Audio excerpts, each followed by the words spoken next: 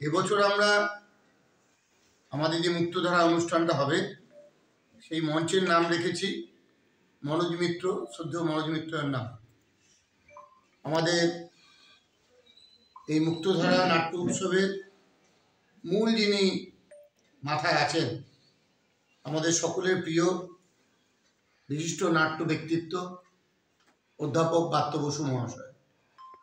তার নির্দেশ, তার পরিকল্পনায় আমরা এই কাজটা এগিয়ে নিয়ে যাচ্ছি।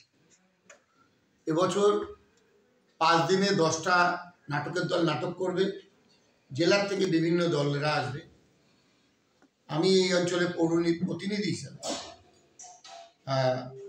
ব্রাত্যবাবু আমাকে যে কাজটা করতে বলেছেন সেই কাজটা গত বছরের না এবছরেও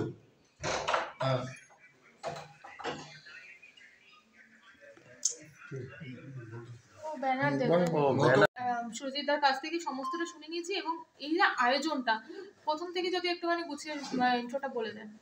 আয়োজন আমাদের 18 তারিখ থেকে এই মুক্তধারা একাঙ্ক নাট্য প্রতিযোগিতা শুরু হচ্ছে।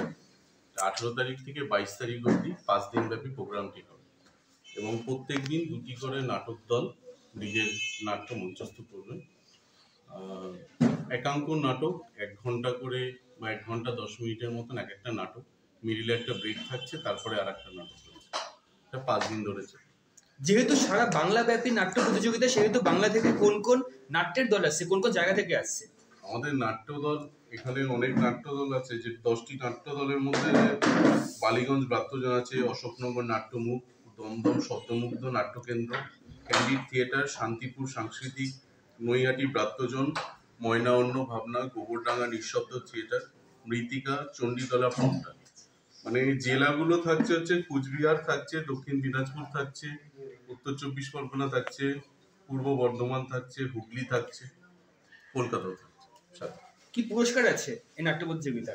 পুরস্কার, প্রথম পুরস্কার যারা পাচ্ছে আমাদের এর থেকে একটা মোমেন্টও দেওয়া হচ্ছে এবং তার সাথে আমরা প্রাইজ মানি 50,000 টাকা দিচ্ছি এবং তার সাথে সাথে এই যে নাটকগুলো যখনই মঞ্চস্থ করছেন তাদের একটা প্রোডাকশন ফিস বাবদ আমরা 10,000 টাকা করে দিচ্ছি এবং তার সাথে সাথে ওদের একটা যাতায়াত ভাড়া বাবদ আমরা একটা ট্রাভেলিং অ্যালাউন্স সাথে প্রোভাইড করছি। আচ্ছা, আমাদের রাজ্যের যেটা কালচার, সেটা হচ্ছে সংস্কৃতি, এটা যে নাট্য, যেটা অতীতে একটা সময় প্রচন্ড উৎসাহিত থাকলে এখন বর্তমানে সেটা অনেকটা নেমে গেছে বলা যেতে পারে, কিন্তু বর্তমানে দাঁড়িয়ে বিভিন্ন শীতকালে মেলা টুর্নামেন্ট দেখা যায় এবং সেখানে দাঁড়িয়ে আপনারা যে নাট্য অনুষ্ঠানে বা প্রতিযোগিতার আয়োজন করেছেন, এই ব্যাপারটা নিয়ে এরকম একটা ভাবনা 2য় বছর চলছে, কি বলবেন? আমাদের মন্ত্রী, আমাদের এই নাট্য প্রতিযোগিতা এবছর 2য় বছর। আমরা গত বছরও এটা করেছিলাম। এটা আমাদের মন্ত্রীর ভাবনা, যেই নাটকটা হারিয়ে যাচ্ছিল এবং থিয়েটারগুলিতে যেগুলোতে সবাই এফোর্ড করতে পারে না, যেতে পারে না, যারা লোকাল লোকেরা আছে তারা যাতে এইটা দেখতে পারে, এই সুবিধাটা নিতে পারে, সেই কারণে আমাদের মন্ত্রীর মন থেকেই ভাবনা পেয়েছে।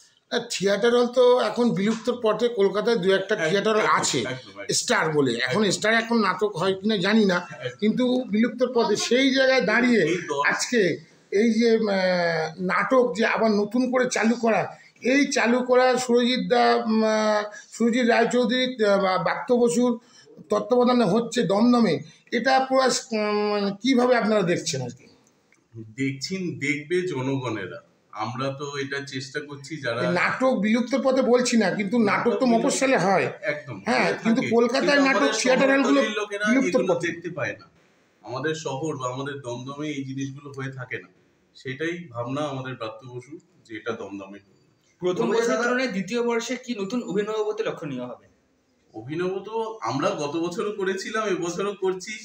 প্রথম বছর ছিল যে ভুল ত্রুটিগুলো আমাদের গত বছর ছিল, সেগুলোই আমরা শুধরে নেওয়ার চেষ্টা করছি। বলবো যে দাদা, নাটক মানেই সমাজের দর্পণ। আলটিমেট নাটকের মধ্যে দিয়েই সমাজের প্রতিচ্ছবি ফুটে ওঠে।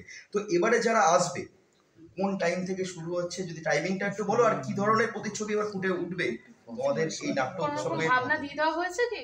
ভাবনা বলতে এরকম কিছু নেই। একাঙ্ক নাটক ওদের একটা থিম আছে, ওই থিমেই ওরা করছে, যাদের যে থিমটা রয়েছে। আমাদের প্রত্যেকদিন সন্ধ্যে 6টা থেকে শুরু হচ্ছে এবং 7টা 10 অব্দি থাকছে, মিডিলে 1 ঘন্টার একটা গ্যাপ, তারপরে আবার 8টা থেকে শুরু হচ্ছে নেক্সট নাটক। এটা কোথায় হচ্ছে? এটা আমাদের দমদম মতিঝিল ওল্ড কোয়ার্টার। প্রবেশ কি অবাধ থাকছে? প্রবেশ অবাধ থাকছে সবার জন্য, এখানে কোনো ফিস থাকছে না। প্লাস আমাদের ব্রাত্য বসু একটা উদ্যোগ নিয়েছে যে এই যে মিডিলের যে 1 ঘন্টা গ্যাপ, সেইখানে আমরা প্রত্যেক দর্শককে ফুচকা, ঝালমুড়ি এবং চা বিনামূল্যে খাওয়াচ্ছি। আচ্ছা, এরকম এই অনুষ্ঠানের মাধ্যম দিয়ে যারা নাটক করতেন বা এখনো করছেন, যারা পিছিয়ে পড়েছে বিভিন্ন অভিনয় জগতের জন্য, তারা কি মনে হচ্ছে আরেকটু এগিয়ে আসবে? আপনাদের অবশ্যই আমাদের ব্রাত্য স্যারের ভাবনা এটাই, তার জন্য এটা করা। আচ্ছা, আপনার নামটা? আমার নাম জিৎ চক্রবর্তী।